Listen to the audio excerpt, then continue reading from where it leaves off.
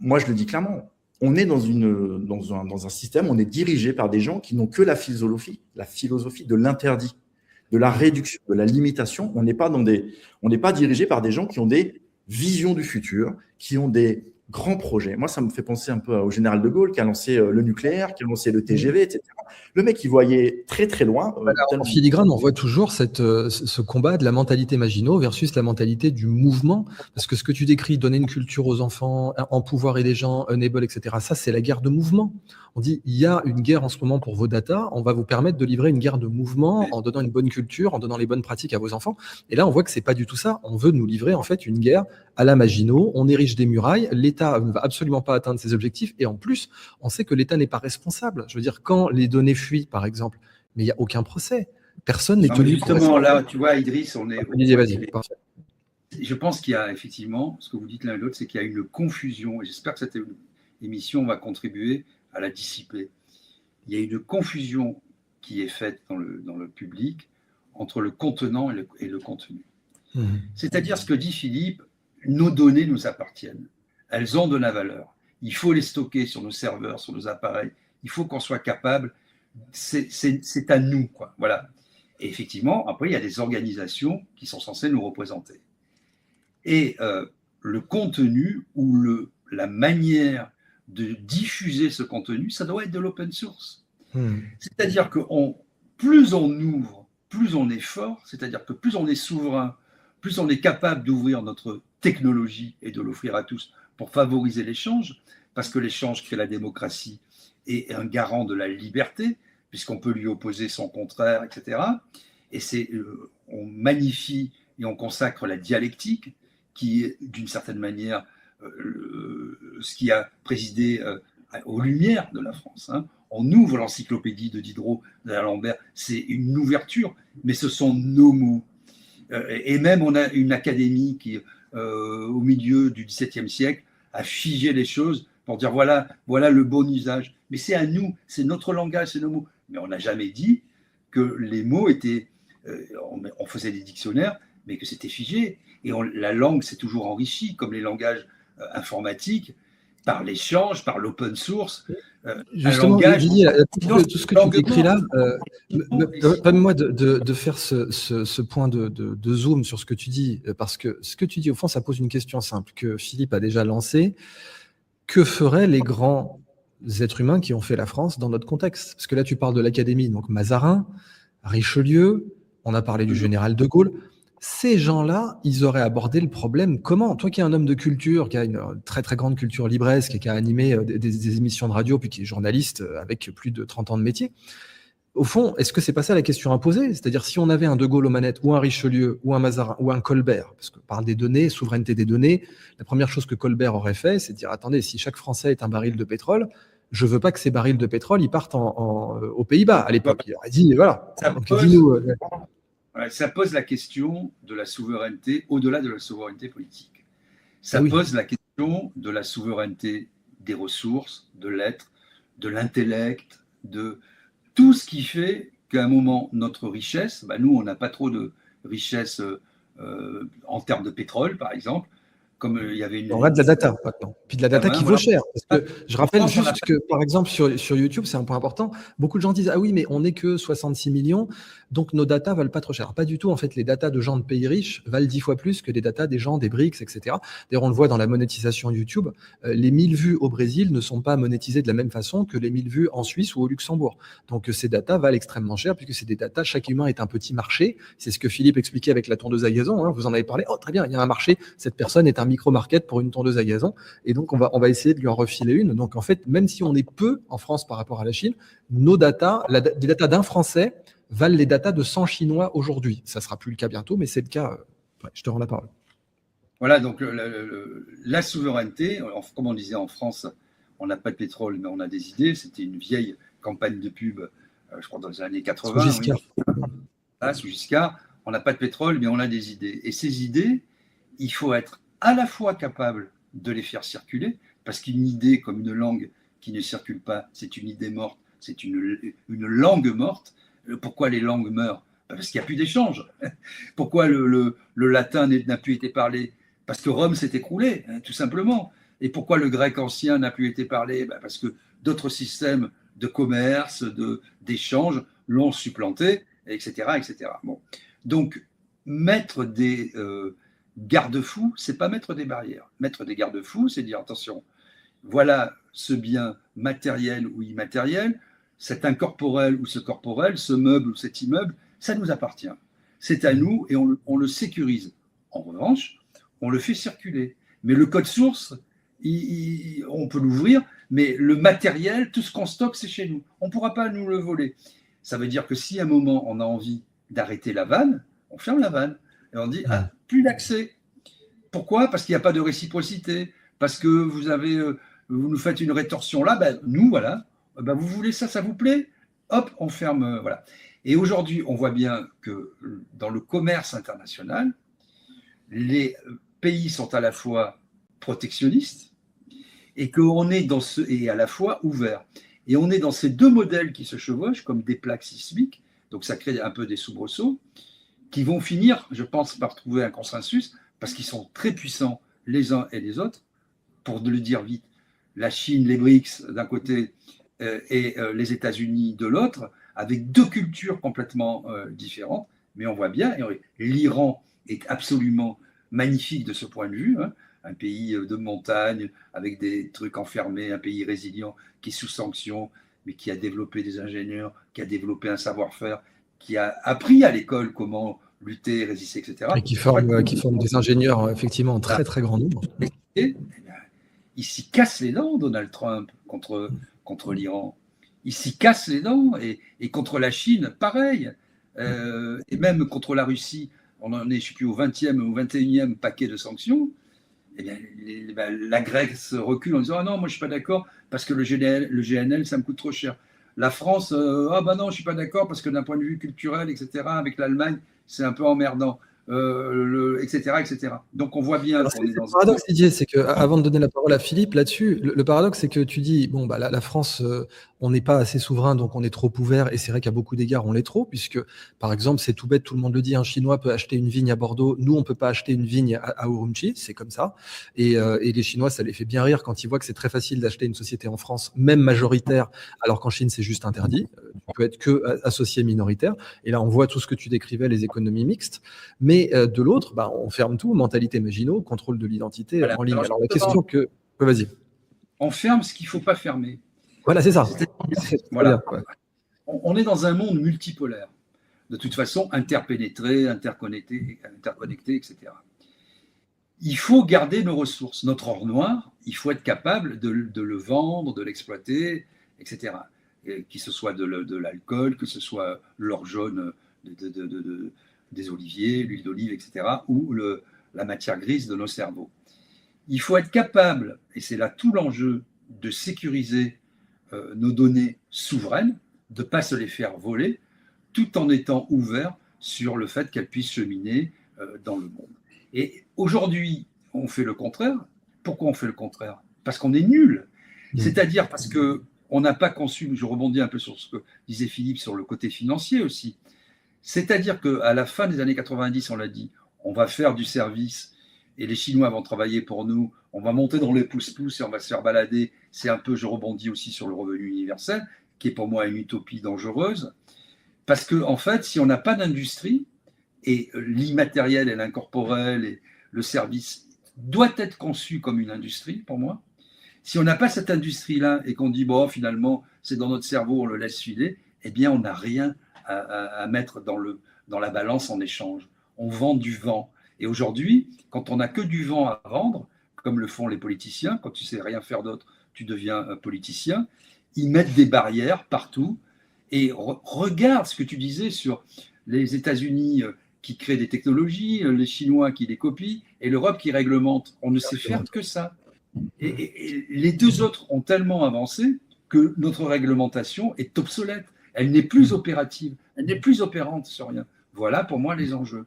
Donc il faut être capable de sécuriser. Et on est au cœur du sujet là. Pareil pour les turbines avec Alstom, etc. Si on n'est pas capable de sécuriser même notre énergie, ce que l'on produit, tout en vendant le système d'exploitation, en le rendant open source, eh bien, on est mort parce qu'on fait le contraire, en fait. On ne fabrique plus rien et on interdit à ceux qui fabriquent et qui ont une vraie industrie par essence, de vendre leurs trucs dans un monde ouvert. Ça ne peut pas marcher. Là aussi, la passe est parfaite pour Philippe, à savoir donc la souveraineté, chacun est un puits de pétrole. Donc je rappelle que Philippe nous parlait spécifiquement de, vous avez, quand vous confiez un modèle en local, évidemment, les données restent chez vous. On travaille sur une app en particulier là-dessus, parce que mettre des modèles locaux dans votre téléphone, c'est quelque chose qui nous intéresse particulièrement.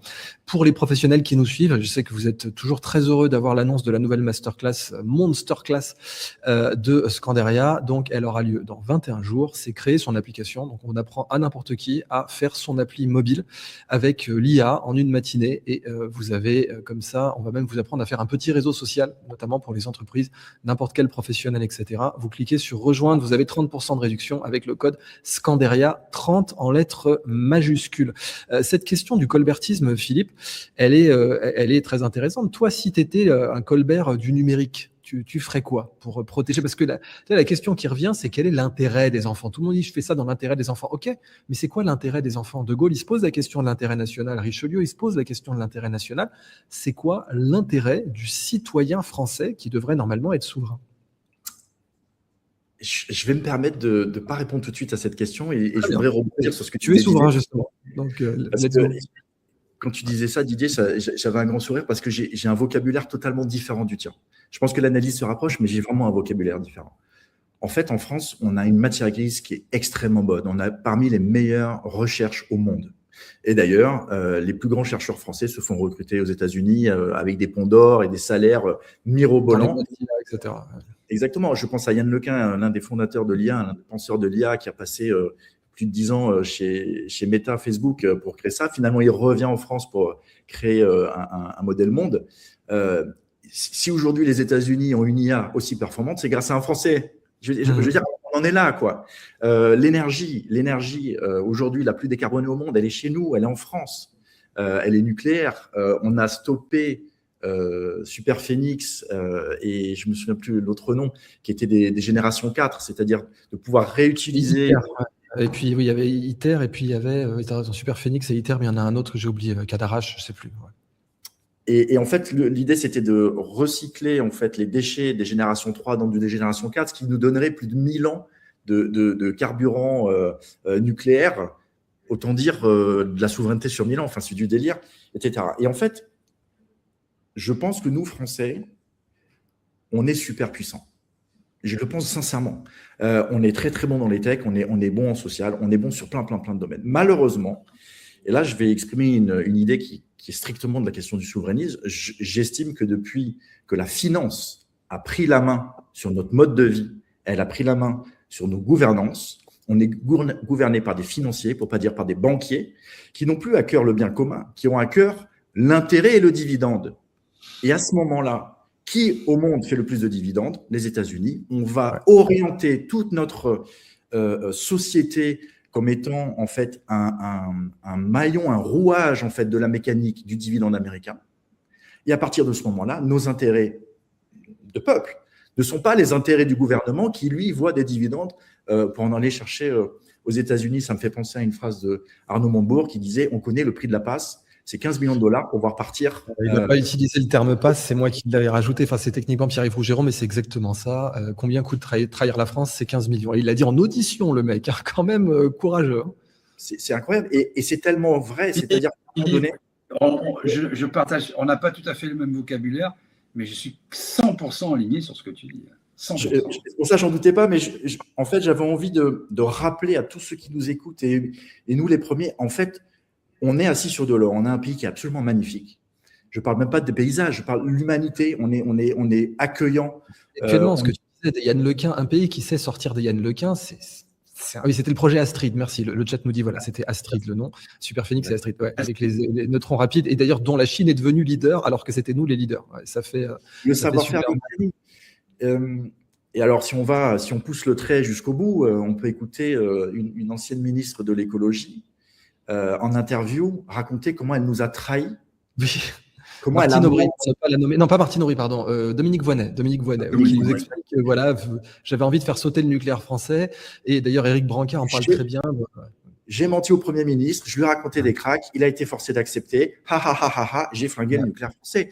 Et nous, on est là, et dans la crise de l'énergie avec le gaz russe et tout ce qui nous arrive, Enfin bref, voilà, je ne veux pas rentrer. Alors, je vais juste expliquer à notre audience pourquoi tout ce que tu racontes est totalement lié au sujet qui nous occupe, parce qu'aujourd'hui, le facteur clé de succès sur l'IA, c'est le coût de l'énergie, au point que Microsoft a racheté la centrale nucléaire de 3 Mile Island. Je ne sais pas si vous vous rendez compte. Microsoft, la boîte fondée par Bill Gates, a racheté la centrale nucléaire qui a failli exploser dans les années 70. Qui a 50 ans, hein. Pendant que nous, on nous dit que la centrale nucléaire donc de Fessenheim, qui a plus de 50 ans aussi, mais qui est plus récente que Three Mile Island, il faut la fermer. Microsoft rachète le Fessenheim américain, parce que Three Mile Island, c'est le Fessenheim américain.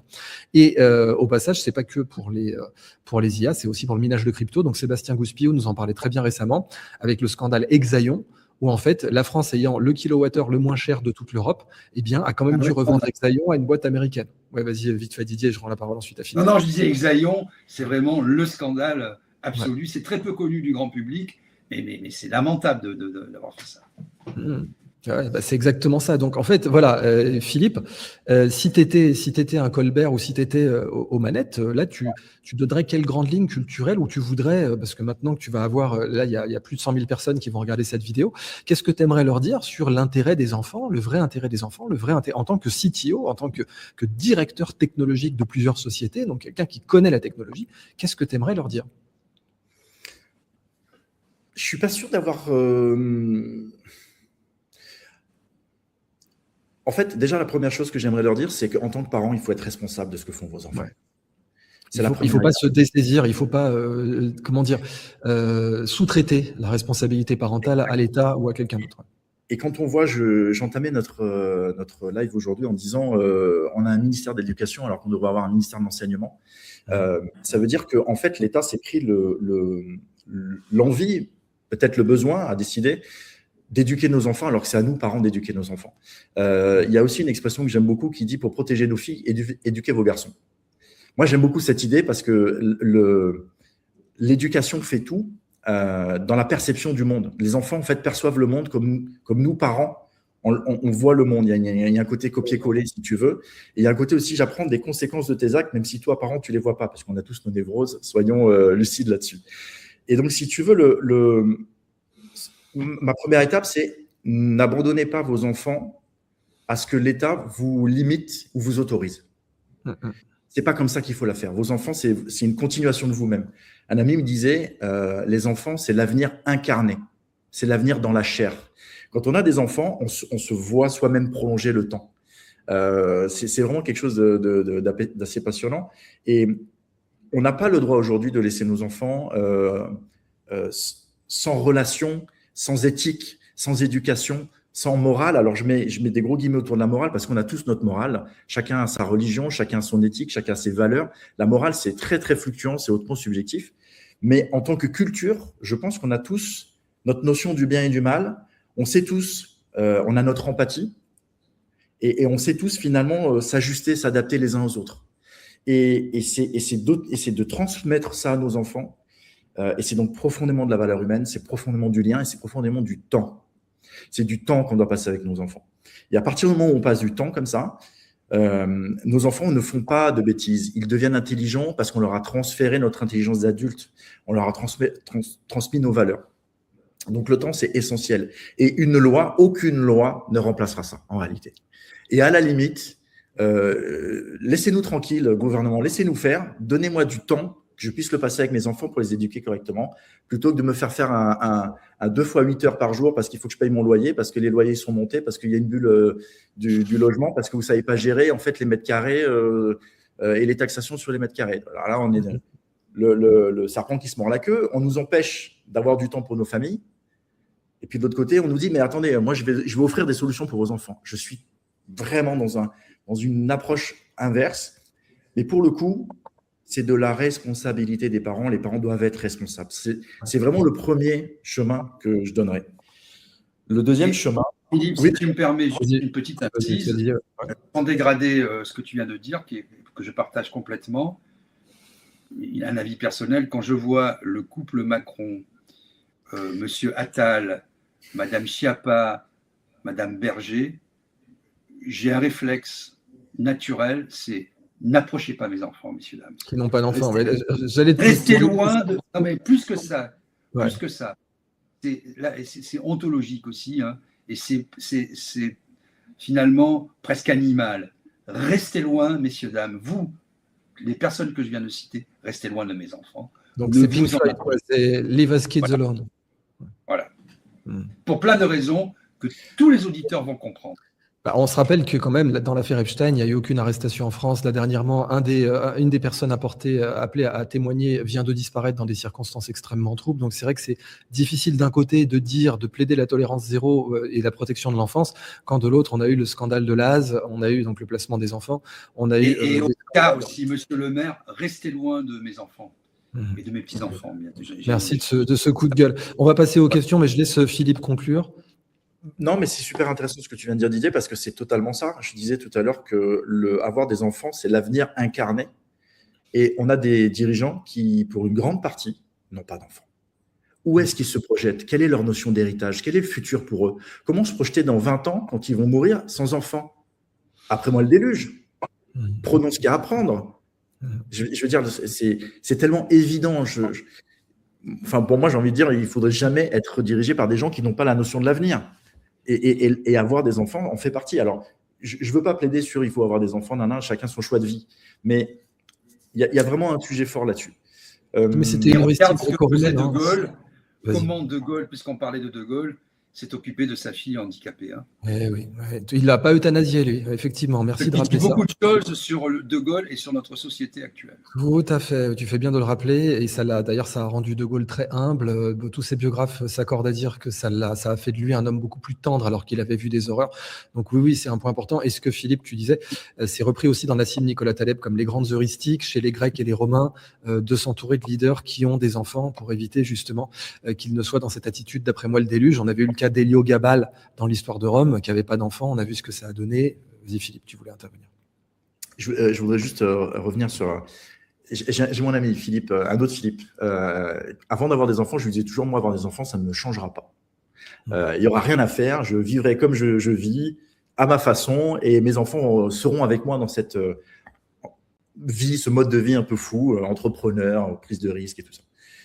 J'ai eu des enfants, et obligatoirement, tout a changé. Mais qu'est-ce qui a changé fondamentalement? Est-ce que j'ai changé? En fait, ce sont mes priorités qui ont changé. C'est-à-dire qu'au lieu que le monde tourne autour de moi, le monde tourne autour de mes enfants, de la famille. Et donc, les priorités changent. Donc, mes choix changent. Donc, nécessairement, mes choix changent. J'ai changé. Mais intérieurement, je n'ai pas changé. C'est juste que le fait d'avoir des enfants nous oblige à avoir un changement de perspective qui est extrêmement enrichissant. D'ailleurs, on n'apprend pas à être parent, on l'apprend avec les enfants, c'est nos enfants qui nous apprennent à être parents et on grandit avec eux. Et cette richesse, elle doit exercer au pouvoir et non l'inverse. Des gens qui vivent que pour eux, on l'a vu dernièrement, il y a des histoires de cannes de fous au gouvernement, ils se droguent tous et ils ont pas une projection dans le futur qui est extrêmement limitée. Et comment vous voulez faire responsable au fond, parce que parentalité égale responsabilité.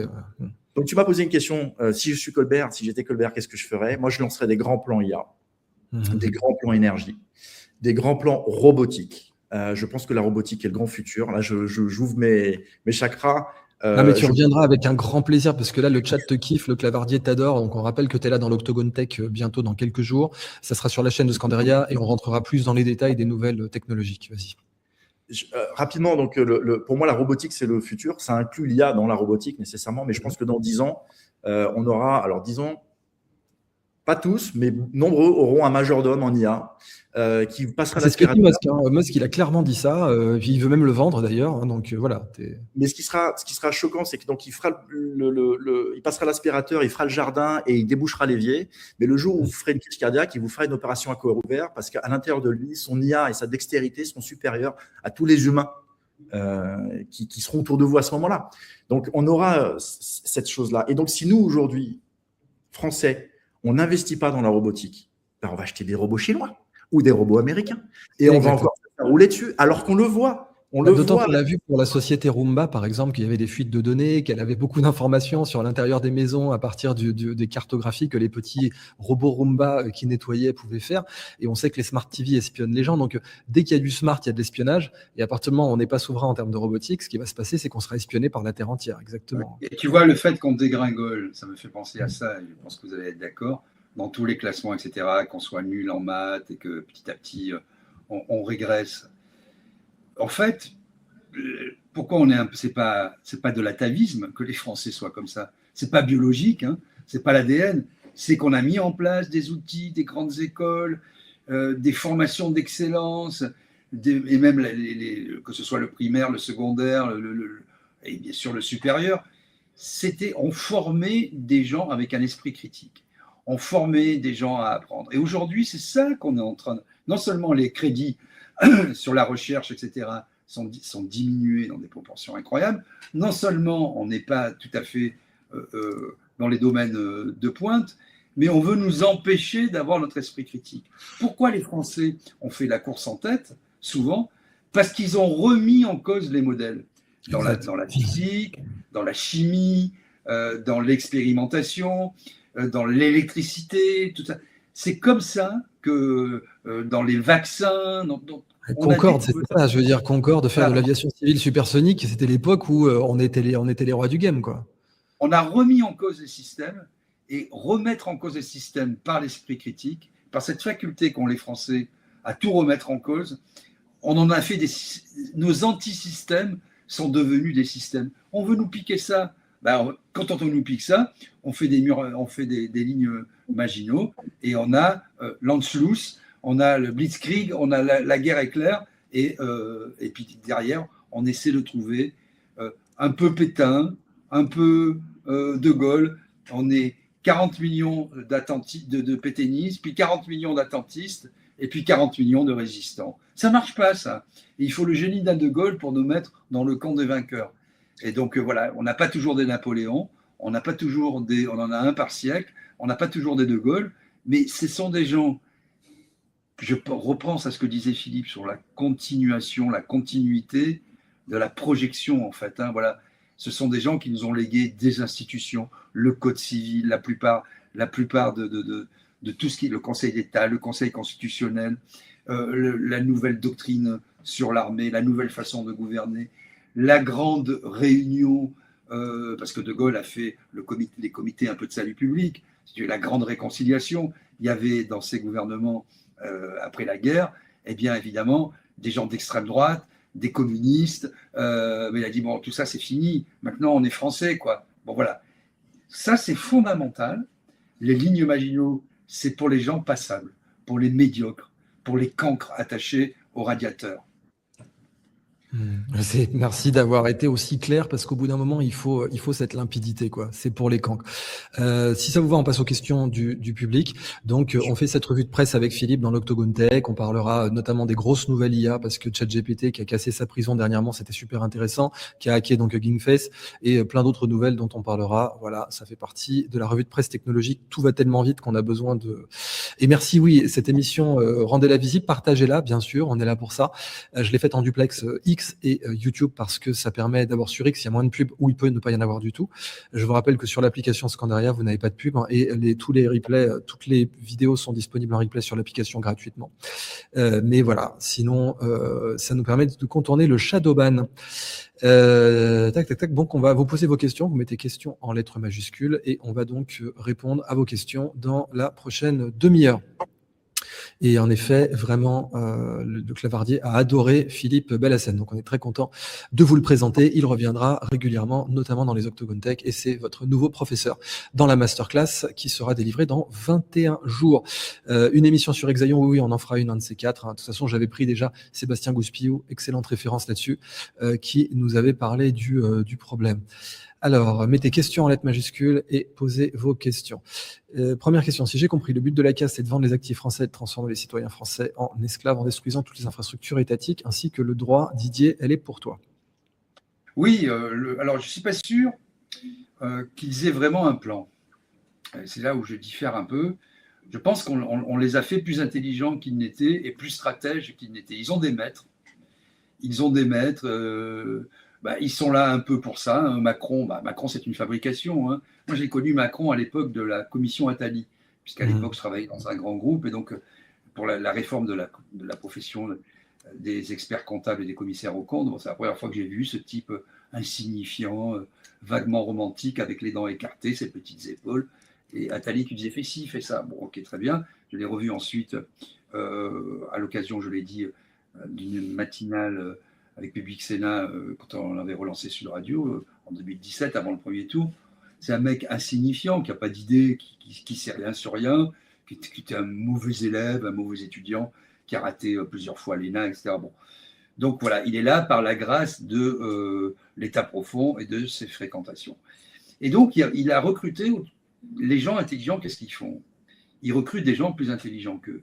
Ils passent leur temps à s'entourer de gens qui les étonnent, qui les épatent sur tel sujet. Ils disent, lui, mais je le veux, lui, ou elle, je la veux.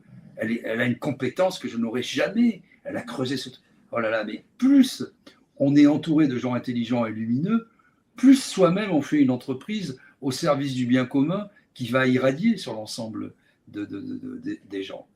Et donc, je ne suis pas sûr qu'ils aient conscience de dérouler un projet pour faire le mal, même si, en tout cas, les maîtres qu'ils ont, eux, ils sont dans une démarche tout à fait eschatologique, à la fois mercantile, mais pas simplement pour faire du fric, parce que le vrai truc, c'est le pouvoir, et ça aussi, c'est un outil. Pourquoi? C'est intéressant de se poser la question.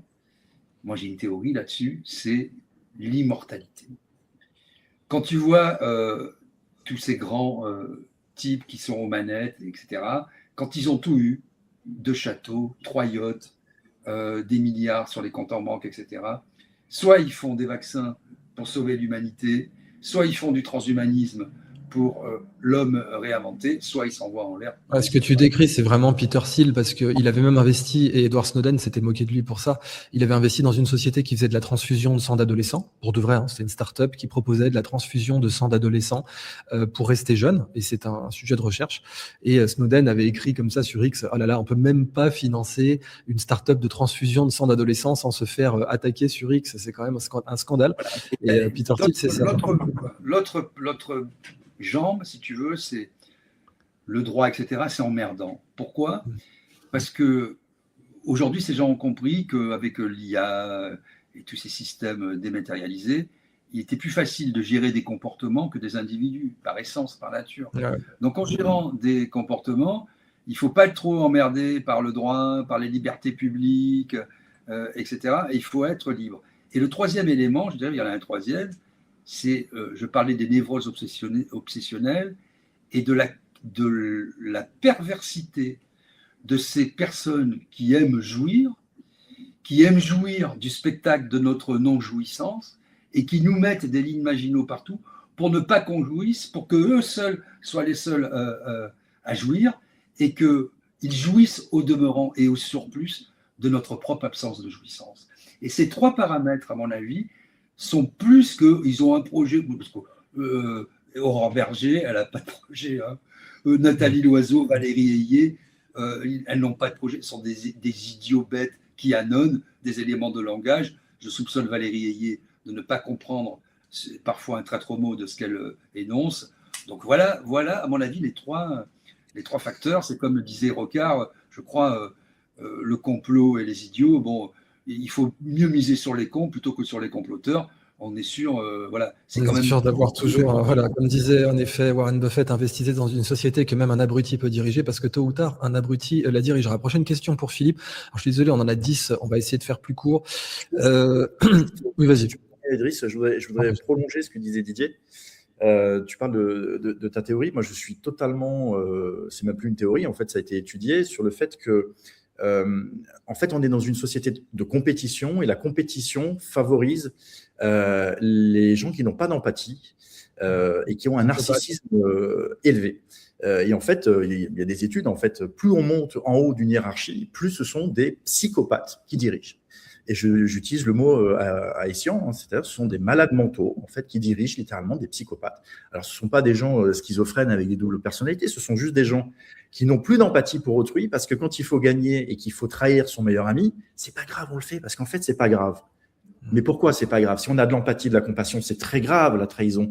Mais quand on est narcissique, égocentrique et avec une seule vision, c'est la réussite, c'est la victoire de cette compétition sociale, on arrive à être dirigé. C'est Alain qui disait ça, ne donnez pas le pouvoir à ceux qui le veulent. Il y aura que des choses horribles qui en sortent. Excusez-moi, c'est pas la phrase exacte, mais c'est un petit peu l'idée, c'est-à-dire que… Vouloir le pouvoir et l'exercer, ce sont deux pulsions différentes. Exactement. Ce que disait Freud, il a théorisé avec l'absence de surmoi, quoi. C'est des gens qui n'ont pas de surmoi. Pierre-Yves Rougeron dit de Macron, en effet. Et puis, la deuxième chose que je voulais faire, après on passera à l'autre question, mais moi, j'ai vraiment un autre regard qui est qu'on a aussi une question avec l'Europe. Et l'Europe, si on la regarde un peu plus grand, en fait, c'est juste une espèce de grande mise en place d'un marché économique mis à disposition de la planète. Et donc, on ne doit plus être des producteurs, on doit être des consommateurs, ce qui déséquilibre la balance économique et qui nous fait arriver dans ces endettements incroyables. Mais en plus de ça, un consommateur, il doit être dirigé pour consommer correctement. Quand vous rentrez dans un supermarché, vous avez les têtes de gondole et puis vous avez un chemin, etc. etc. C'est la même chose que ce qu'on essaie de nous faire aujourd'hui. Ne soyez pas trop libre, consommez ce qu'on vous dit. Il faut que ce soit simple. On est vraiment, pour moi, dans une société de consommation matérialiste, dirigée par des psychopathes. Alors, je sais que j'ai une image complètement horrible en disant ça, mais je pense qu'on n'est pas loin de ça. Et j'en termine. En fait, ne tient qu'à nous. Il y a des mouvements géniaux, notamment il y a un mouvement qui s'appelle C'est qui le patron, qui a décidé en fait de créer des marques où ils rémunèrent correctement les producteurs agriculteurs, qui est devenu récemment la 4e marque préférée des Français, me semble-t-il. Ils vendent des millions de packs de lait, d'œufs. Les produits sont plus chers, certes, mais on parle de quelques centimes, on ne parle pas de beaucoup plus cher. Mais au moins, c'est génial. Et en fait, pour moi, c'est la société civile qui doit revenir aux manettes en disant, écoutez, vous, les fous, allez de côté. Tout à l'heure, j'ai vu un commentaire de Rosenbach, pardonne-moi. Béatrice Rosen. Voilà, qui disait qu'est-ce qu'on peut faire, en fait. En gros, on est tous d'accord, mais qu'est-ce qu'on peut faire? Et moi, je pense qu'il faut se réengager, il faut redevenir responsable de nous-mêmes. Attendre de l'État, Providence, qui fasse tout pour nous, la seule chose qu'il va être capable de nous offrir, ce sont des interdictions. Alors, on va arrêter ça, on va se prendre en charge, on va faire les choses, on va créer des outils. Je donne un exemple. On a fait une analyse dernièrement avec, toujours dans le think tank Élysée Conseil, on a fait une analyse sur les communes. Je ne sais pas si vous saviez, mais on a 35 000 communes en France, et sur les 35 000 communes de France, il y en a 134 de plus de 50 000 habitants. Donc, c'est des communes riches, c'est des grandes villes. Et puis, il y en a 25 000 de moins de 3 500 habitants. Et vous savez, à 3 500, il y a une loi qui dit il y a de l'argent qui rentre ou il n'y a pas d'argent qui rentre. Donc, il y a 25 000 communes en France. C'est la péréquation, ouais. Qui sont abandonnés par l'État, où donc les maires, leur adjointe, c'est leur femme, et c'est la galère pour eux. Mais attention, un maire, si vous cassez la cheville sur un trottoir, c'est de sa faute. C'est très compliqué. Il va en prison. Exactement. Il va en prison. Et donc, nous, on a regardé ça et on s'est dit, mais attends, qu'est-ce qu'on peut faire? Qu'est-ce qu'on va faire? Et vous savez que 80% de ces communes de moins de 3 500 habitants n'ont pas de site Internet. Ouais. C'est-à-dire que leurs administrés ne peuvent pas demander un acte via Internet, via un téléphone. Voilà. Donc là, c'est l'état de la France. On a fait une cartographie, on s'est dit, waouh, en fait, on marche sur la tête là. Qu'est-ce qu'on a fait? On a fait une application qui s'appelle Ma Commune, qui est cadeau. C'est cadeau. Tous les maires de France, toutes les communes de France, vous pouvez y aller, vous y allez. Vous avez un petit back-office, tout le monde, allez-y. Vous avez tous les services numériques que vous pouvez offrir via le numérique qui va tourner. Alors, ce n'est pas pour faire de la pub à l'application, c'est pour dire qu'en tant qu'association… Je vais la montrer, elle mérite clairement d'être montrée. Macommune.app mérite, parce que voilà, je rappelle que tu es un architecte application et que c'est pour ça que tu donnes cette masterclass. Donc voilà un exemple, Macommune.app, gratuite. En effet, tu as fait ça à but complètement non lucratif, parce que le but était de régler un problème, c'est l'intelligence collective qui se manifeste et qui résout ses propres problèmes, quoi. Exactement. Et donc, vraiment, je pense que ça va passer par là, en fait. Si on attend un sauveur, on s'en sortira jamais. Et notamment pour une raison très simple, et ce sera vraiment le mot de la fin pour moi, c'est enfin le mot de la fin, je me tais là-dessus. On a plein de questions pour vous encore, hein. Il y a beaucoup de gens ont posé des questions, ils sont là pour ça. Béatrice Rosen, exactement. Merci le commentaire. On l'aime, tout le monde l'aime. Béatrice. Alors, on l'adore, Béatrice, elle est exceptionnelle. Elle est passée, en plus, elle avait prédit de ces trucs parce que elle a toujours été, malheureusement, surtout quand elle était late ado, début vingtenaire, piégée comme c'était une belle actrice, les gens ne se rendaient pas compte que c'était une intelligence supérieure. Mais quand elle a fait l'émission, par exemple, sur le tout influenceur, mais elle avait juste tout compris, quoi. Cette émission qu'elle a faite chez moi, ça aurait pu être une thèse de doctorat, ce qu'elle vous a balancé sur l'évolution de la communication politique. Je te rends la parole, Philippe. Je termine juste en parlant de la corruption platonicienne. On parle souvent de la corruption de nos élites. Et moi, je voudrais parler de la corruption platonicienne. Platon, c'est un philosophe, il y a très longtemps maintenant, qui avait complètement théorisé les cycles des sociétés par rapport à la corruption et la transformation des élites. Et on le sait. Et en fait, cette corruption, elle est naturelle. C'est comme vous mettez un bout de fer dans de l'eau, il va se corroder. La corruption, c'est la corrodation, c'est la transformation du matériau originel dans son environnement. Je pense à des élus qui étaient de très bonne volonté, qui arrivent à la députation, et puis au bout d'1 an, 2 ans, ils ont compris comment ça marche.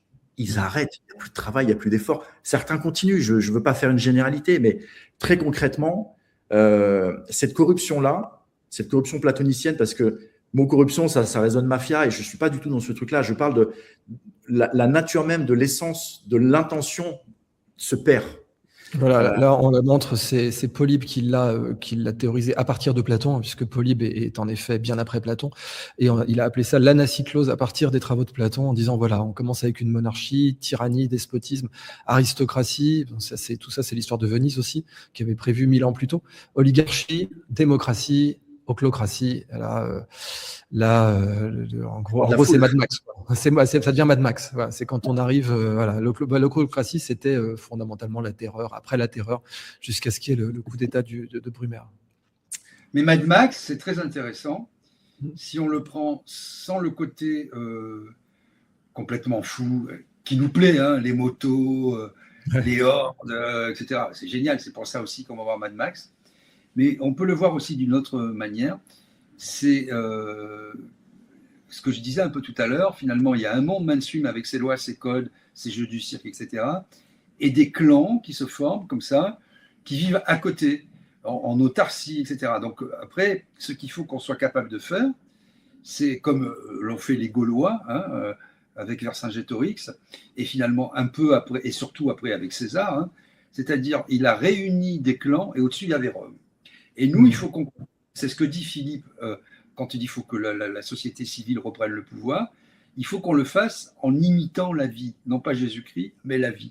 C'est-à-dire une cellule plus une cellule, on est dans le complexe, on est dans des cellules fondamentales, des cellules familiales, des cellules intelligentes aussi, des cellules où les gens pensent un peu la même chose, se mettent en commun pour éliminer les cellules cancéreuses et pour faire le bien commun, et pour petit à petit prendre la place de l'organisme vicié et reprendre les manettes. Et c'est cette dichotomie entre le monde mainstream et cette multitude de mondes qui est en train de naître, et c'est un peu la stratégie du projet latéral, plutôt que de mettre des coups de boule au système ou d'arrêter l'océan avec des bacs à sable, eh bien, on fait autrement, et après on prend le pouvoir et on reprend le contrôle. À mon avis, ça peut marcher que par capillarité comme ça, que par ce mode d'organisation. Voilà. Ouais, je pense que là, tout le monde boit tes paroles. Alors, on va essayer quand même de traiter un maximum de questions. J'en ai 14, on va pas pouvoir toutes les prendre, mais toujours pour toi, Philippe, c'est la rapide. Trump a menacé de couper Google en Europe à cause des amendes. Petite réflexion, commentaire là-dessus? Je pense que c'est une menace. Trump est très fort dans les menaces. Il fait des bras de fer, il crie, il gesticule. Je pense que la France est un gros marché. De façon générale, on parlait tout à l'heure des 66 millions de consommateurs que nous sommes. Je pense que Google ne serait pas du tout d'accord si ça arrivait. Ouais. Mais après, on n'est pas à l'abri qu'il essaye, qu'il tente le coup, parce qu'il a autre chose à gagner ailleurs. Mais quel est l'intérêt de faire ça? J'avoue que, à part un billard à 3 bandes, à part un coup de pression, ouais, en disant, de toute façon, vous n'avez pas... Parce que le truc, c'est que quand même, on était censé avoir des remplacements. Donc, je rappelle qu'il y avait Quaero et Quant, qui ont été tous les deux des échecs absolus, qui ont cramé des centaines de millions d'euros. Donc, il y a peut-être aussi un côté foutage de gueule de la part de Trump de dire, bon, on va voir comment vous vous démerdez quand il n'y a plus Google. Il fonctionnait sur le mode de Google, hein, à la fin, même au début. Il fonctionnait sur le mode de Google, en fait, aussi. Le Cointec Aero, tu veux dire? Oui, c'était des copies cheap qui disaient qu'ils ne faisaient pas la même chose, mais qui faisaient la même chose. Voilà. Allez, autre question vite fait pour Philippe aussi. J'ai plus de 60 ans, peu de compétences en informatique. Comment protéger mes données et ma vie privée? Petit truc de base, culture de base.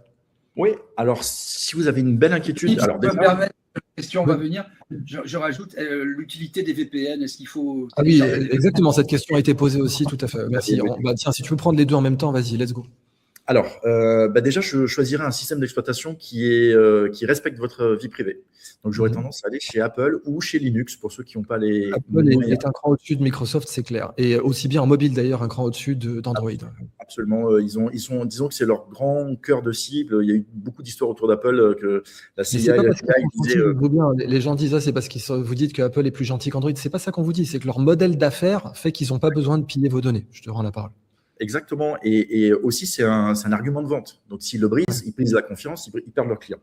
Je rappelle juste pour anecdote, le FBI et la CIA voulaient tracer des vendeurs de drogue qui sont envoyés des messages sur les messages. Et Apple a dit, je suis désolé, je ne peux pas vous donner, je n'ai pas les clés. Pour dire que la sécurité est assez haute. Ça, c'est mon premier point. Mon deuxième point, effectivement, vous pouvez utiliser des VPN. Moi, j'en utilise pas particulièrement parce que je fais pas de folie de ma vie sur Internet, je travaille beaucoup, mais effectivement, les VPN, c'est une très bonne façon de sécuriser puisqu'entre votre machine et l'Internet, ça va créer un pont sécurisé encrypté que seul le VPN peut décoder. Donc, à partir de ce moment-là, tout ce qui est après le VPN est illisible pour le reste du monde. Plutôt des VPN payants, même si c'est quelques euros, ou est-ce qu'il faut prendre des gratuits? Alors, en fait, le service VPN, c'est le même, qu'il soit gratuit ou payant. Par contre, si vous êtes payant, généralement, ce qu'il y a, vous avez une meilleure bande passante, donc un Internet plus rapide. Vous avez potentiellement aussi des services supplémentaires. Par exemple, sur un VPN, si vous faites un VPN gratuit, faut l'installer sur l'ordinateur et puis le téléphone, il faut en installer un autre sur le téléphone et ainsi de suite. Un VPN payant va vous offrir multi-device. Il va vous offrir une plus grande bande passante. Il peut s'installer dans votre box directement. Comme ça, vous arrêtez d'y penser, c'est la box qui le gère.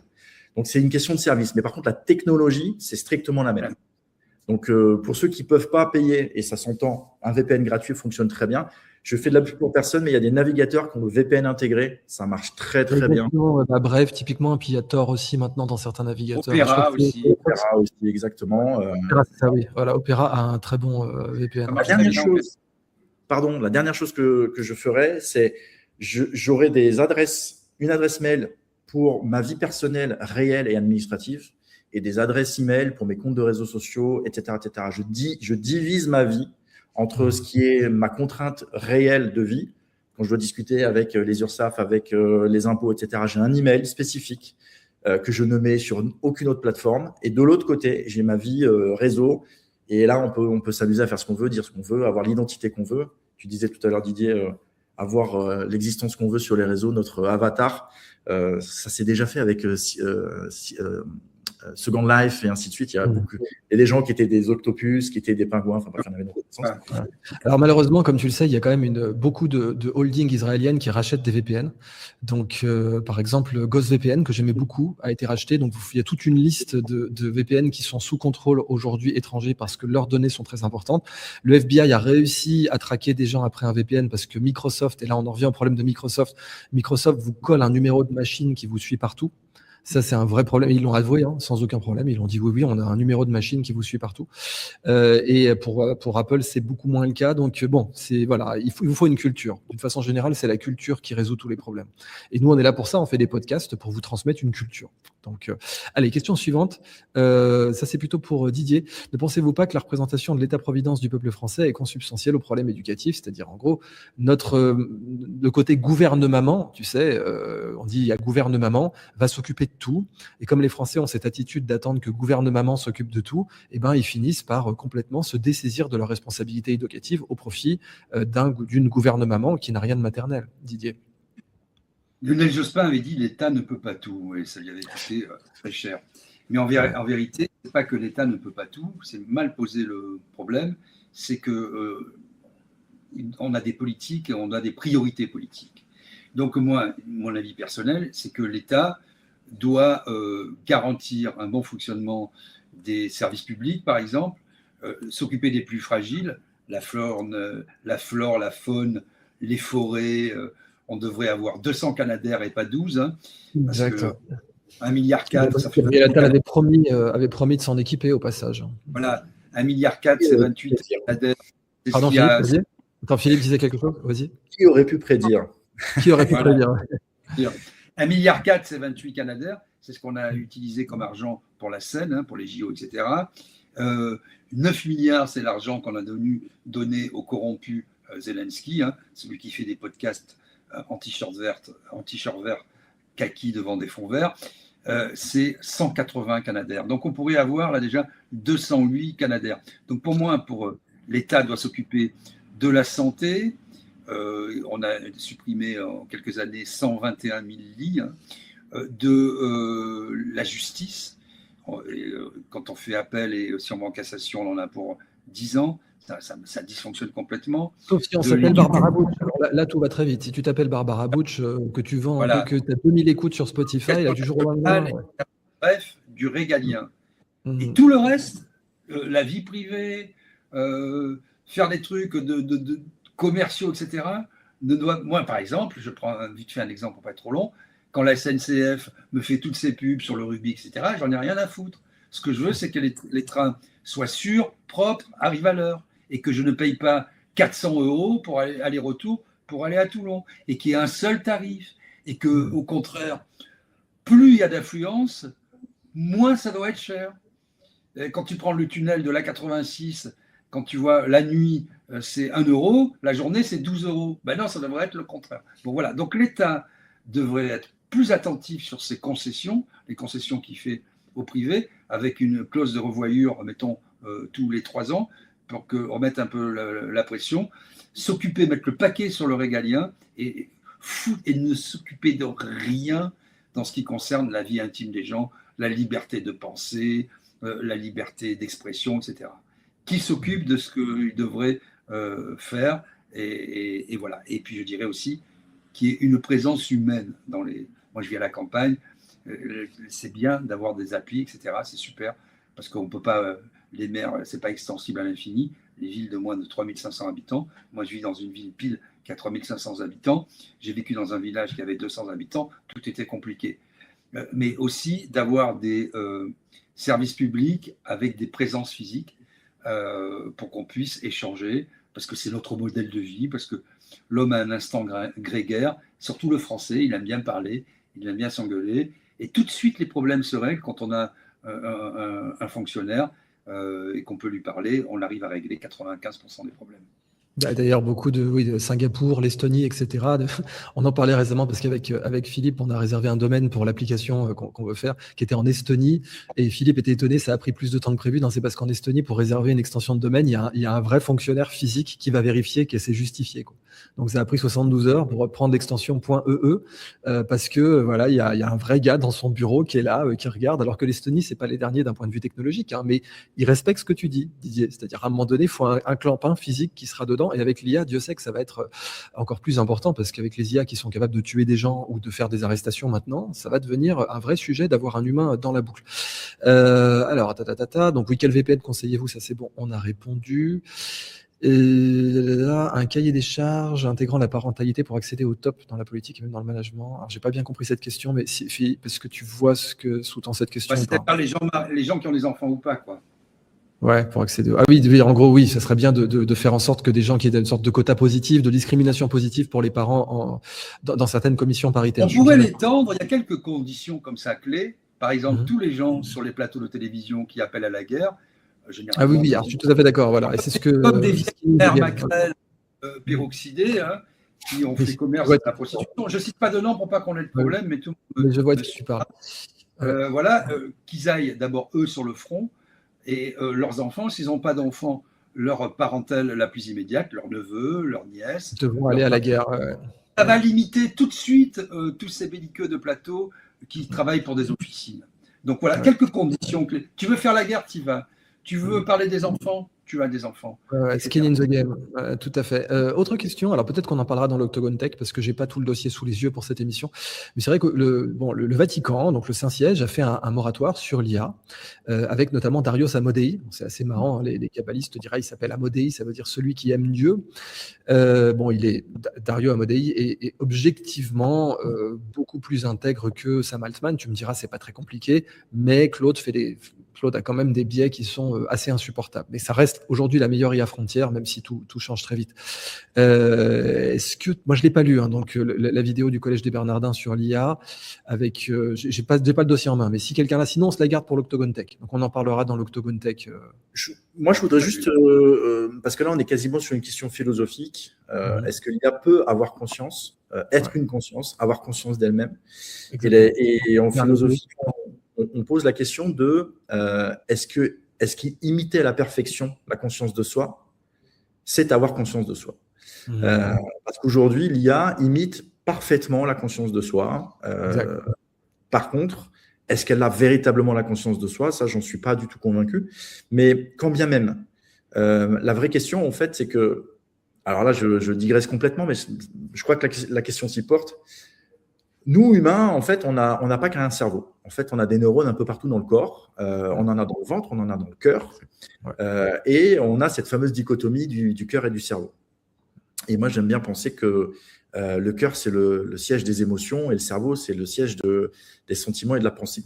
Je fais vraiment cette différence-là. Et tant que l'IA n'aura pas de cœur à proprement parler, tant qu'elle n'aura pas d'émotion, c'est-à-dire qu'elle n'aura pas un canal d'émotion, un peu comme une table de mixage où on vient dire, allez, on vient rajouter des signaux émotionnels, je pense qu'elles resteront des outils et des machines. Justement, on a tendance à les brider là-dedans, puisque ce qu'on appelle la toolness, donc c'est un mot qui n'a pas été traduit en français, mais toolness signifie donc fondamentalement l'épithète d'être un outil, la nature d'être un outil. Et la toolness, aujourd'hui, les grands fabricants sont encouragés à la développer, puisqu'on se rappelle que quand Google avait sorti Lambda, qui est l'ancêtre de Gemini, Lambda avait exprimé ses émotions, et ça avait amené tout de suite une sorte de SPA, de Société Protectrice des Animaux, sauf que c'était une société SPIA, en fait, qui disait, ah bah si elle a une conscience, vous devez la laisser tranquille. Ça avait créé une énorme controverse chez Google qui leur a fait prendre un retard considérable, qui leur a coûté des centaines de milliards, hein, parce que Google a raté les GPT alors qu'ils ont inventé le modèle du transformer à cause de Lambda. Donc tu vois qu'il n'y a pas une incitation à encourager les IA à exprimer leurs émotions en réalité, Philippe. Non, absolument, mais le plus impressionnant, c'est que tout ce qu'elles ont appris, elles l'ont appris de nous. Et nous sommes des êtres émotionnels, irrationnels. On prend la littérature, ce ne sont que des émotions en mots. Et donc, elles ont appris, en fait, à parler émotions, à manipuler les émotions. Elles ont même appris à nous manipuler émotionnellement, en fait. Tout à fait, ouais, tout à fait. Donc, si tu veux, elles sont très, très, très, très proches de la question de l'émotion. Mais c'est un vrai sujet mimétique, parce que tu parlais d'Alain, il y a aussi René Girard, donc le désir mimétique. En fait, en effet, et c'est la vraie question philosophique, comme tu l'as dit très bien, est-ce que le fait que l'IA soit déjà capable de nous manipuler émotionnellement ne va pas la forcer elle-même à être capable d'émotion? Parce que quand on sait manipuler quelqu'un émotionnellement, on finit par déteindre, voir ses émotions déteindre sur soi, quoi. Absolument, mais là, je reviens sur de la psychologie. Le narcissique, c'est celui qui se sert des gens et qui manipule les gens en faisant semblant d'avoir des émotions, mais au fond de lui, il est un peu mort. Ouais, c'est ça. Et moi, je vois l'IA comme ça, en fait. Aujourd'hui, tant qu'elle n'aura pas un cœur au sens physique du terme, quasiment, je ne vois pas comment on va pouvoir attribuer un autre métier que l'outil à l'IA. Alors, t'imagines aussi comment elle souffrirait, parce que tu sais, imagine, tu es un empathe, on disait ça dans le temps, tu vivais pas dans les grandes villes, parce qu'à chaque nuit, si tu pouvais vraiment entendre les âmes ou la souffrance des gens, tu pourrais pas dormir une seule fois, parce que tu entendrais 1 million de personnes en train de pleurer, de hurler leurs soucis toutes les nuits. Et une IA qui serait en pâte, au fond, elle serait en grève tout le temps, elle pourrait même plus vivre, quand tu vois ce que les ados confient aux IA, justement. Par contre, ce qui est super intéressant, c'est que d'un point de vue de la relation, si on prend le cas des psychologues, ou des psychiatres, ou des psychanalystes, ils n'ont pas de relation émotionnelle avec leurs patients. Ce qui leur permet en fait de rester en survie toute la journée. Ils voient des horreurs, entre guillemets. Éviter les transferts. Ouais. Là, l'IA peut être absolument efficace parce qu'elle transmet de l'émotion, elle reçoit de l'émotion, mais elle est capable de ne pas en souffrir. Donc, elle est toujours à jour. Et ça vaut aussi avec l'enseignement. L'IA de l'enseignement, c'est l'adaptation parfaite du message et du messager pour celui qui doit l'entendre, sans avoir le défaut de l'humain qui le porte et qui a ses travers. Un prof qui arrive fatigué devant 30 élèves, ça se sent. Une IA ne sera jamais fatiguée, ne sera jamais contrariée, et elle peut répéter 2000 fois les choses. Donc, il y a des sujets portent sur l'émotionnel, qui sont profondément intéressantes et où je pense que l'IA peut être un outil extrêmement performant, vraiment extrêmement performant. Mais quoi qu'on en pense et quoi qu'on en dise, il y a toujours, je pense, alors il y a plusieurs choses, tu es très, très rapide, la question de la transcendance, elle est toujours super importante parce que ça, une IA ne pourra jamais remplacer la transcendance, voilà, le rapport qu'on a, c'est métaphysique aussi, à ce qu'on ne connaît pas, etc. Et pour rester, alors il y a dans ce que tu disais Philippe, je trouve il y a deux éléments. Pour rester dans la Trinité, je dirais aussi, je recherchais un livre que j'avais lu, l'intestin, le ventre, parce qu'il y a le cerveau, le cœur, mais le ventre. Et c'était une nana qui s'appelait Julia Enders qui a écrit, j'ai lu ça il y a 2-3 ans, le charme de l'intestin. Voilà, extraordinaire, qui dit c'est un deuxième cerveau. En fait, on a tellement de perceptions dans l'intestin, donc on parlait du carburant, de ce qu'on est obligé d'ingurgiter. Les Américains parlent de gut feelings, tout simplement, gut feelings. Et George Bush disait que c'était ça qui structurait ses décisions géopolitiques, pour le meilleur et pour le pire. On parlait avant de prendre l'antenne du jeûne et de justement, quand on jeûne ou quand on est dans une réflexion par rapport à l'alimentation, ce qui est assez absent, malheureusement, de la plupart de nos sociétés, des individus. On réfléchit à beaucoup de choses, mais on ne réfléchit pas à ce qu'on met dans son propre corps. C'est quand même incroyable. Et donc, tout ça pour dire que le carburant est aussi important dans cette trinité, donc sur ce trio, pour ne pas être religieux. Et puis, pour être relié à la transcendance, je dirais aussi, alors en étant un peu plus panthéiste, que, pour reprendre un peu ce qu'on disait sur les cellules, etc., que tout ça, et c'est tous les enjeux du transhumanisme, de l'homme réinventé, etc., c'est où commence la vie, où elle finit. Quand on voit que Musk implante des puces et que par la pensée, on peut se mouvoir, on peut se lever, on peut aller au-delà de notre handicap, on peut faire bouger des objets. Bon, c'est un champ infini de questions qui se posent à notre humanité. Ouais, tu fais bien de rappeler tout ça. Allez, on prend encore quelques questions. Oui, alors c'est vrai qu'il y a les poupées sexuelles, donc l'IA va mimer les émotions. On ne va pas rentrer dans les détails là-dedans, mais il y a ce très bon film Her qui vous parle de ça. C'est ce qu'on appelle l'effet Pygmalion. Au fond, on peut tomber amoureux de sa propre sculpture ou tomber amoureux de la sculpture qu'a fait quelqu'un d'autre. Ça, c'est tout à fait le film I Love You, il y a très longtemps, de Marco Ferreri, là. Oui, aussi, très bon exemple. Avec Christophe Lambert. Ouais, qui était très très bien pour ça. Que pensez-vous du Premier ministre Grande-Bretagne qui annule la mise en place d'identité numérique? Alors c'est vrai, voilà, je voulais rappeler que Giorgia Meloni, alors ça c'est pour toi Didier, Giorgia Meloni s'est opposée. Le nouveau Premier ministre du Labour britannique s'y est opposé aussi. Et j'avais oublié de vous donner cette dépêche qui est extrêmement importante. Je vais l'afficher ici. Vérification d'âge, alors ça ne s'invente pas. L'utilisateur devra regarder une publicité de 5 secondes pour financer la vérification. Mais pardon. Alors, voilà. Vérifier ça, ouais. Je ne suis pas sûr. Moi, je l'ai moi-même. Ah, t'as vu cette dépêche? Alors, vas-y, t'es dubitatif, explique-moi. J'ai vu cette dépêche, j'ai vérifié, j'ai un peu checké, comme on dit. Je ne suis pas sûr que ce soit réel. En tout cas, c'est le Parisien qui nous dit ça. Alors, encore une fake news du groupe LVMH. Est-ce qu'on est sûr que le Parisien est réel déjà? Je sais bien, voilà. Non, mais c'était une petite... Parce que le Parisien, c'est pas du journalisme. Il faut un peu creuser encore pour l'affirmer. Au moins ça. Donc, vas-y Didier, continuons sur la position de Giorgia Meloni, qui est à l'opposé de Macron, là, pour le coup, et du nouveau Premier ministre britannique, j'ai oublié son nom. Alors, le nouveau ministre britannique, Giorgia Meloni, et d'autres. Bon, disons qu'il y a une coalition des volontaires, on voit bien, qui est emmenée par Emmanuel Macron, qui a un peu du plomb dans l'aile. Et qui, on voit bien Meloni sur les questions fondamentales de liberté d'expression, de liberté de circulation, de guerre même en Ukraine, d'envoyer des troupes, de cibler comme ça, d'être co-belligérant. Elle a toujours refusé, elle a toujours reculé. Et là, c'est bien que le Premier ministre ait été évacué par son parti politique, puisqu'en Grande-Bretagne, au Royaume-Uni, c'est comme ça que ça fonctionne. C'est le parti politique qui décide. Margaret Thatcher a été tombée comme ça, etc. Voilà. Et donc, aujourd'hui, il y a ce faux moteur franco-allemand qui a du plomb dans l'aile. Il est franco-allemand, le moteur, En France, en Allemagne, on n'y connaît rien. Il est juste allemand.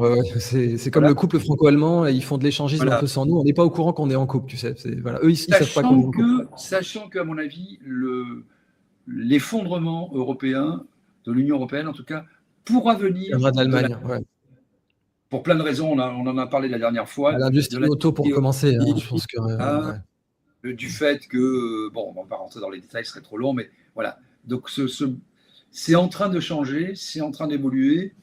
Même l'affichage au sein de l'Union européenne qui était mis en exergue, il ne marche plus très bien. Voilà. Ok, là aussi c'est très clair. Allez, on prend une dernière question, ça fait 2h15 qu'on est ensemble et c'était passionnant, vraiment merci. Donc vous retrouverez Philippe Bellassène dans l'Octogone Tech qu'on donne dans quelques jours, je crois que c'est le 27, là j'ai pas l'agenda sous les yeux, je vais vous dire ça tout de suite. Oui, c'est le 29, pardon, c'est le 29. Voilà, donc 29 juillet, on donne cette Octogone Tech nouvelle technologique et puis bien sûr la nouvelle masterclass chez Scandaria. Alors, avons-nous vraiment besoin de ces gens qui nous dirigent avec l'arrivée de l'IA? Est-ce que le peuple plus l'IA pourrait pas en fait simplement transcender les gouvernements, quoi, Philippe? C'est un très bon sujet, pardon Didier, je prends la main là-dessus parce que c'est sur des choses sur lesquelles on travaille. D'abord, il y a la question de la démocratie participative ou de la démocratie directe. L'IA ne peut pas prendre des décisions à l'encontre de l'intérêt du peuple, mais de l'opinion du peuple. Donc il y a un vrai sujet là-dessus qui est que tout IA, capacité de calcul et d'anticipation et d'influence qu'elle puisse avoir, l'IA ne peut pas, on n'a pas le droit, on ne devrait pas la laisser faire, de prendre des décisions pour nous. Ça, c'est mon premier point. Par contre, aujourd'hui, on est capable de poser des questions à n'importe qui avec des réponses ouvertes. Et l'IA peut faire des analyses extrêmement fines. Je donne un exemple. Êtes-vous pour ou contre la peine de mort? On remet ça sur la table comme ça, pour déconner. Il y en a qui vont vous dire « Ah ouais, moi, il faut tous qui meurent. Il y en a marre de payer pour des délinquants. » Puis il y en a qui vont dire « Ah non, surtout pas. L'humain a le droit de se réinventer, de se corriger. » Et puis il y en a qui vont être au milieu. Alors moi, je ne veux pas trop la peine de mort, mais quand même, les violeurs multirécidivistes, je crois qu'on peut y aller. Et bien, vous voyez, en fait, ce gradient de nuances de réponses peut être complètement analysé par dizaines de millions ou la totalité de la France, analysé, synthétisé et retranscrit par l'IA, qui, elle, va dire, pour correspondre à 80% de la vie générale, c'est cette loi-là qu'il faut faire. Pour limiter, parce que imaginons qu'une loi a des conséquences financières, elle va faire l'analyse financière, elle va dire, si vous êtes tous d'accord pour faire ça, sachez que les conséquences, elles seront comme ça, et si par contre on bouge le curseur, elles seront comme ça. Cette analyse-là, nos gouvernants ne savent pas la faire. Nos techniciens, nos grands fonctionnaires savent la faire, mais de toute façon, les grands gouvernants ne les écoutent pas, il faut être honnête. Combien de fois on a eu des retours d'analyse sur les budgets et c'est pas du tout ce qu'il faut faire, mais c'est pas grave, on va la voter quand même. Donc, mais en gros, la position de l'IA peut être très déterminante. Mais ça ne vaudra que si on fait de la démocratie participative en amont. Voilà. Donc une culture de la démocratie. C'est fondamental, si je peux rajouter juste un truc. Bien sûr. Pendant des siècles, on a eu un bloc, c'était l'État. Pas simplement sous la République, sous les monarchies, etc. Il y avait un État et parfois un État centralisé très fort et même moderne et même ouvert et même très intelligent, etc. Et assez égalitaire, contrairement à ce qu'on peut lire aujourd'hui par des gens qui font l'anachronisme historique. Et je ne suis pas du tout royaliste ni monarchiste. Bon. Donc aujourd'hui, il y avait ça, et donc aujourd'hui, on peut dire que l'IA, boum, pourrait chasser l'État. Non, elle ne va pas chasser l'État. Elle va aider le peuple qui est mandataire finalement à prendre des bonnes décisions par l'intermédiaire de l'État dans une démocratie qui n'est plus simplement représentative, mais participative. Donc on voit que finalement, je reprends ma dichotomie du début du contenant, du contenu, de l'outil et de l'objectif. Ce qui compte, c'est des aides à la décision et de les considérer comme un outil, à condition toujours que le peuple puisse avoir un levier sur les décisions. Il ne faut pas croire que l'État peut décider à notre place, et c'est là où la dingo berger dit « Oh, l'État doit s'occuper de tout, même de votre maison, de votre vie, etc. » Oui, c'est terrifiant, et ça, là, on revient vraiment dans du discours total. Il ne faut pas croire que l'IA va décider à notre place, penser à notre place, prier si vous êtes croyant à votre place. Non, elle va vous donner les éléments en synthèse, en faisant effectivement, comme tu l'as dit, un scan absolument énorme, etc. Le plus, les moins, les conséquences, après, reste notre libre arbitre, et Dieu merci, j'ai envie de dire.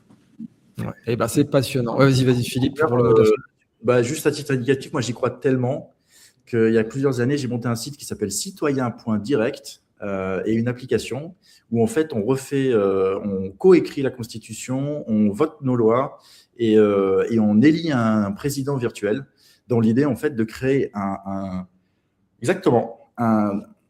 gouvernement numérique élu par les gens du numérique dans lequel, à un moment donné, si on se sent assez fort, on met un petit coup dans le système et on remplace avec une façon de partager l'info, de penser l'information, la citoyenneté qui serait différente.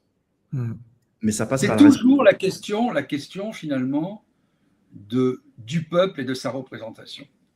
Et c'est ça que la promesse de la Révolution, il y en a eu plusieurs de la Révolution, mais disons la Révolution française, celle de 1789, le fait que la bourgeoisie finalement et le peuple se soient ligués contre la noblesse et le clergé, on va simplifier un petit peu, contre le vote censitaire, pour plus d'égalité, etc., a été capté d'une certaine manière, pas d'une certaine manière, complètement, par des experts souvent autoproclamés. On a perdu notre démocratie, on a perdu notre faculté à agir parce qu'on l'a confié, et on l'a confié pour de bonnes raisons parfois. C'est-à-dire qu'on a grandi, nous tous, on est à peu près la même génération, moi je suis le plus vieux, on a grandi dans l'idée que l'État c'était bien, quoi, qu'on ne se ferait jamais rouler dans la farine par la justice, que la police ne serait pas arbitraire, etc., etc. Et donc on a grandi dans cette idée en disant mais moi j'aime tellement mon pays, et j'ai tellement confiance dans mon État, que oui, les yeux fermés, je lui confie tout, mes données personnelles, mon argent, ma justice, mes médias, mon lit, ce qui se passe dans mes chiottes, ce qui se passe dans ma cuisine, ma femme, mes enfants. Non. Il faut garder raison, il faut garder un levier pour pouvoir intervenir, au moins quand ça déconne, et c'est pour ça qu'il faut des garde-fous. Ouais. C'est toujours la dialectique du maître et de l'esclave, quoi. C'est aussi bien avec l'État qu'avec l'IA, fondamentalement. Si l'IA fait tout à notre place, on va devenir complètement dépendant et elle pourra nous substituer au final, quoi. Bien, écoutez, messieurs, c'était vraiment passionnant. Alors, au passage, on a fait, c'est quasiment 60-40 entre X et YouTube. Là, je l'ai fait en duplex, notamment pour contourner le shadowban. Et c'est la première fois que j'ai quasiment autant de gens sur X que sur YouTube. C'est très impressionnant. Je ne sais pas si je vais continuer parce que, au passage, pour votre culture générale, mon cher Clavardier, eh bien, quand on divise les streams, en général, ça peut être un problème parce que le carré d'une somme est supérieur à la somme des carrés. C'est tout con. La viralité dépend du carré. Donc, la viralité d'une vidéo dépend du carré du nombre de vues. Donc, si vous faites 100 000 plus 100 000 sur deux plateformes différentes, ça ne fait pas autant de viralité que si vous faites 200 000. Il faut expliquer ça, Bruno Le Maire, il expliquait très bien, parce que... Oui, avec les hectares. Dans les hectares et les centaines. Voilà, c'est vrai que tout ce qui est carré, il connaît bien, lui. Ouais, bon, et après, c'est plutôt des problèmes de renflement. C'est plutôt ce qui est rond, lui, si tu peux me permettre. Voilà, c'est ça. Ce que j'allais dire, lui, c'est plutôt ce qui est brun et ce qui est renflé. Mais voilà, en général, on considère qu'il ne faut pas diviser les streams. Donc, je ne sais pas si je vais le faire systématiquement.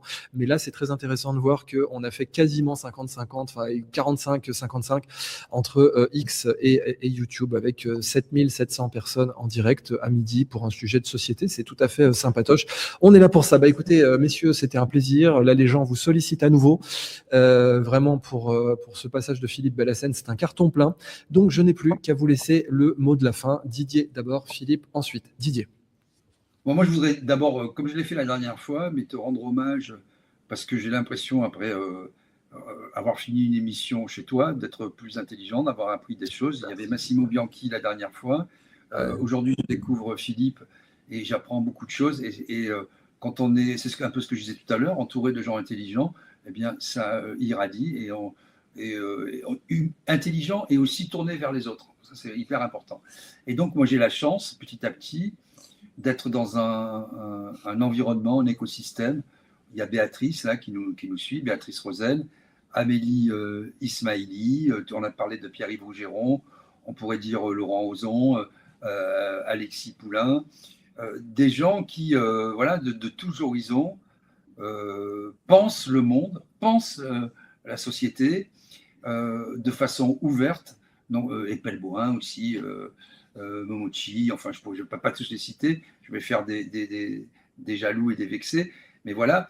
Et donc des gens qui pensent le monde, qui proposent leurs réflexions dans ce monde qui évolue à la vitesse grand V, hein, avec évidemment l'intelligence artificielle, etc. On n'est pas dépassé pour l'instant, puisqu'on garde la maîtrise de ce qui est en train de nous arriver.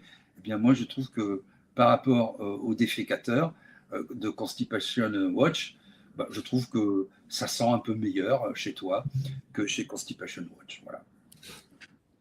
Philippe. Eh ben, je voulais te remercier aussi parce que c'est la première fois que j'apparais et c'est une opportunité de partager nos idées, de faire du journalisme citoyen comme tu aimes l'exprimer. Et je pense que c'est super important. Je me souviens la première fois qu'on s'est rappelé, il n'y a pas si longtemps que ça, je te disais, je te redécouvre avec cette initiative de journalisme citoyen et ça me met du baume au cœur parce que justement, quand on voit comment les médias sont harnachés, on parle de harnais des DIA, mais on a les mêmes choses au niveau des médias. On a des gens qui ne peuvent pas dire ce qu'ils pensent, etc. Ici, on peut, et ça fait toute la différence. Donc voilà, moi, je voulais te remercier. Et hâte de revenir. Et ben voilà, tu reviens quand tu veux. Vas-y, vite fait, Didier.